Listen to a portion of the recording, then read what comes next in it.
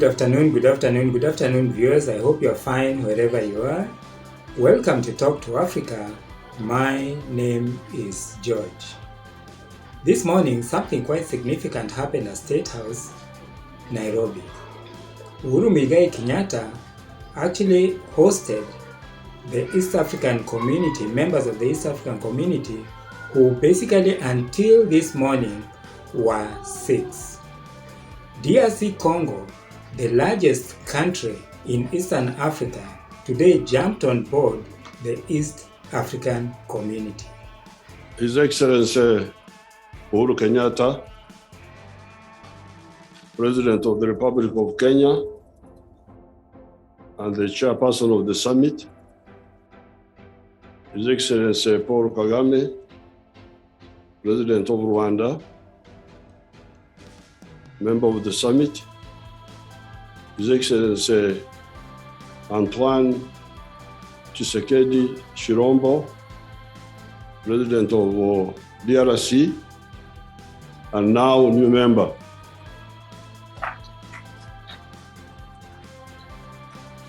Nakaribishwa Mheshimiwa to remind us, because Africans need a lot of reminding. I don't know why. That when we talk of integration, we are talking of 3 things. Number 1, prosperity. It's not about leaders and ministers and council, because you spend a lot of time on those. Council, ministers, what, Secretary General. This is about families of Africans. That's what we are talking about.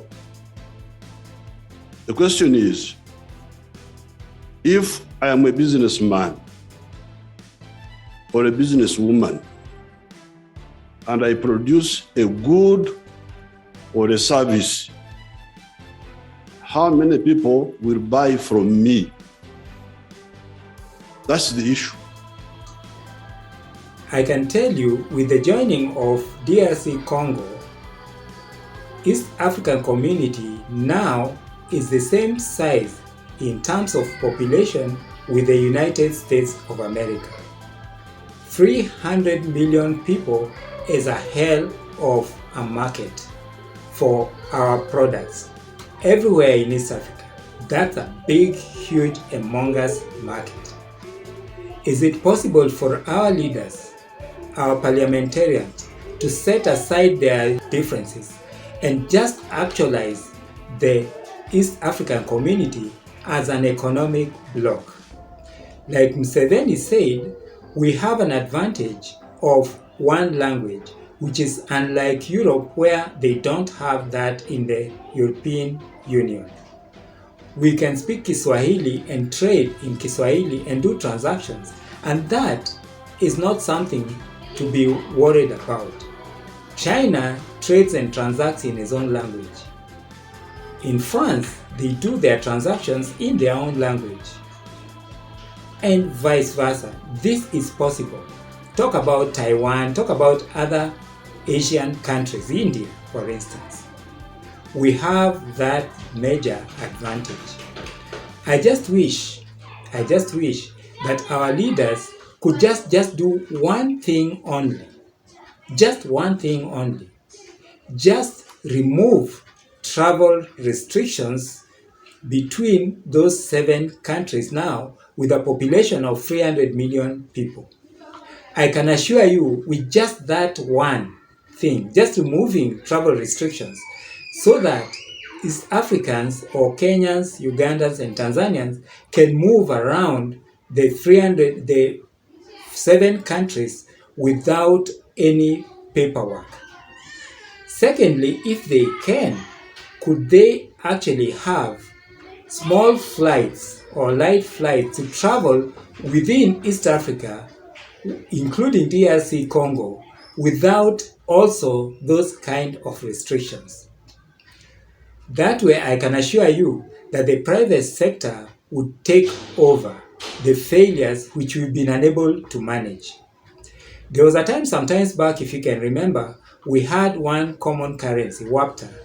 Well, that was after the shilling that was circulating in Kenya, Uganda, and Tanzania.